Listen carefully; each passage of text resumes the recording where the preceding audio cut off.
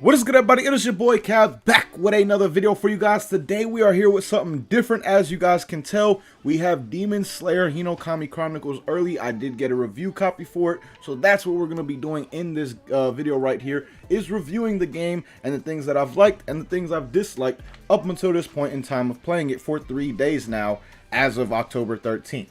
Now, I will say before we get into this video, two things I want to mention. First and foremost, there was supposed to be some story gameplay that I was able to share with you guys that was sent to me from the creators of this game, but I did try to get in touch with them and tell them that the links that they sent me, there was something corrupted with them to where I could not access them at all. They never got back to me, so sadly there won't be any like story showcase or anything like that, especially since I'm going to actually be talking about the story a bit in this video. Kind of does suck that I don't have any footage to correlate with it, but again, I hope you guys do understand that. Like I said, they did not reply to me when I emailed them back saying that it was corrupted. Now, the second thing I want to mention, guys, is it may seem like I'm going over some of these things fairly quickly, but at the same time, I am limited to a 10-minute video. It cannot exceed 10 minutes. So again, if it does feel like I'm going over some things quickly, that is the reason why, because I do not want to go over that and be hit with any issues with the company or anything along those lines. Now, getting into it, starting out with the things that I did enjoy about Demon Slayer Hinokami Chronicles up until this point in time.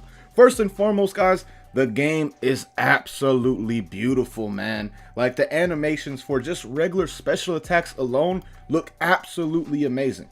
The specials by themselves are honestly crispier than a lot of games in terms of animations. As you guys see on the screen with some examples, these specials look absolutely amazing. They're so vibrant, the colors really pop off the screen, and the animations are just absolutely fire. Now, when we get into the territory of the ultimates look sick as hell, man. I'll have some examples up on the screen for you guys so you guys can see what I'm talking about, but these ultimate animations are just so amazing at this point in time. Now, with that being said, the next thing I want to move on to, guys, is the fact that the gameplay is fairly smooth.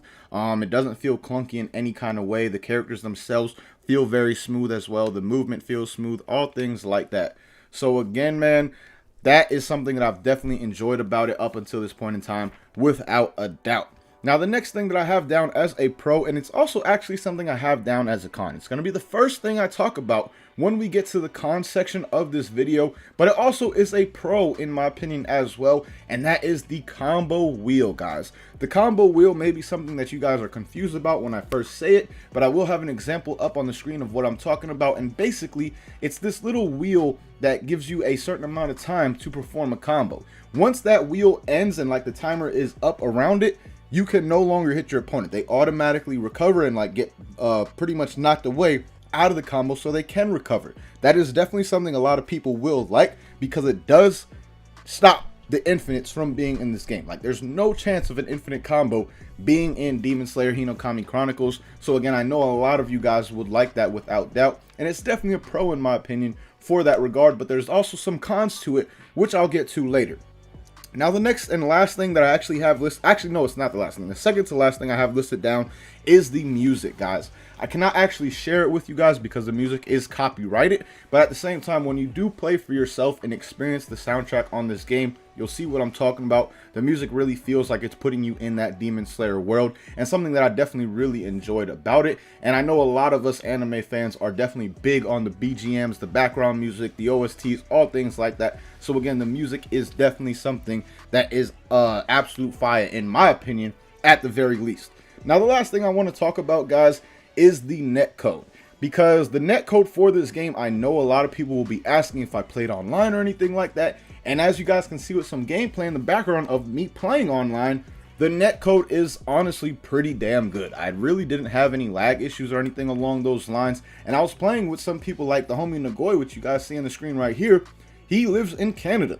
I live in Florida, so there's definitely a good amount of distance between me and him, and the netcode between us was still perfectly fine. So I know that's going to be something that not only myself, but a lot of you guys are excited to hear as well, because netcode is always a major issue in these 3D battle arena type of games that are for the anime community. Like Xenoverse has really bad netcode issues, Storm had netcode issues, and really it's not even 3D anime arena games, it's just anime games in general. Like Fighters had a lot of netcode issues as well. So the simple fact that the netcode on this game is very good is definitely a big positive in my opinion. Now, moving on to the actual cons, guys. The first con that I want to talk about, of course, is the combo wheel, because like I said, that is something that is a pro, but it also has some negative sides to it as well. For example, the biggest negative that I feel comes with this is it limits some characters and what they can actually do, and it will control how good they possibly can be on a tier list. Like, there's some characters in the game that their animations are longer, like their special animations are a bit longer to get the full damage out, or their light combo animations are a bit longer to get the full-on combo out before you go into some special things along those lines. So again, that combo wheel definitely does limit some characters in the game, and I do feel like it is a factor when it comes to tier lists for this game as well, because the characters that can get more out faster in that time period will most likely be better, at least when it comes to damage, at the very least in this game. So again, I do feel it has some limiting factors, while it also has some good properties as well, like limiting infinites in the game. Now, moving on, guys, the next thing I do want to talk about is the lack of modes that this game has. It doesn't have the most modes, in my opinion. I think there should be some offline additions, like a survival mode. Even an offline tournament mode would be nice to have in the game. And then also in terms of online, guys, it does not have an endless or a tournament or anything like that. So there's no way to really spectate any matches between your homies, which also limits me from like running tournaments like I had originally planned. I may still be running some tournaments for this game, but it's going to be a lot more difficult without doubt, since we cannot have like a spectator mode or endless lobby or anything like that. Basically, I'm going to have to use like PS Share or something along those lines to see people's screens if I actually do end up running these tournaments like I do plan.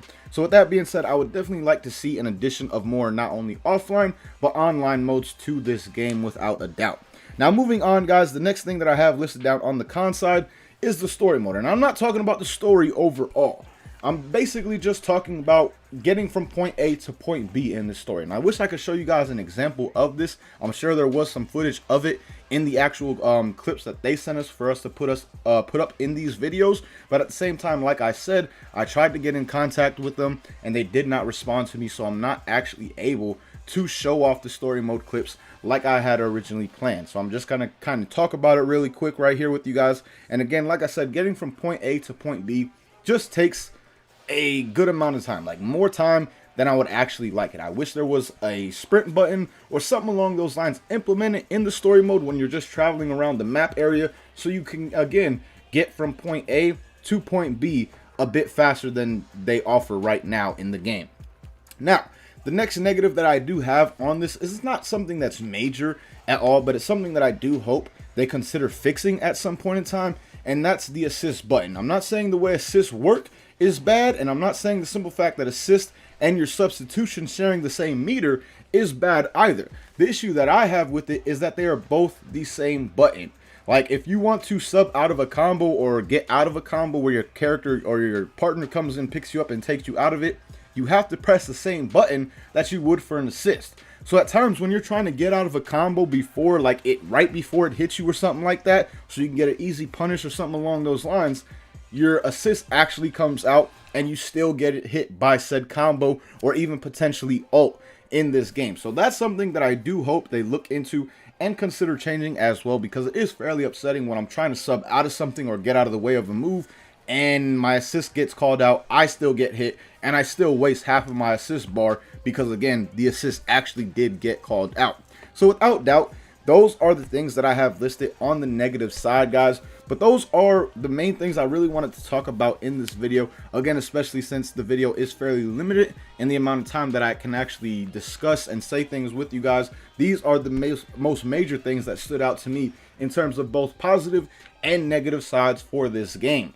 But overall, man, I have had a lot of fun with the game, playing with homies, especially. Like, at first, I wasn't enjoying it the most, I'm not going to lie. But the last day or two, I've really enjoyed playing with friends, and I've just had a really, really good time playing with those who did have a review code as well. So let me know what you guys think about the review down below in the comments, if you're excited for this game, and if you're someone who's going to actually be on the game day one, which is today, October 13th, if you did buy the $70 edition.